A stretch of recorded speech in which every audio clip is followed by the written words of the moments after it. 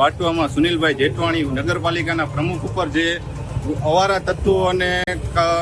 જે કહેવાય કે બધા જે ધંધા કરતા હોય એને ખૂનની અને જીવલે હુમલો કર્યો છે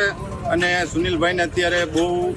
ગંભીર એવી ઈજાઓ પહોંચાડી છે। એના બદલ પોલીસ પ્રશાસનને હું વિનંતી કરવા માંગુ છું કે આવા અવારા તત્વો ઉપર ખરેખર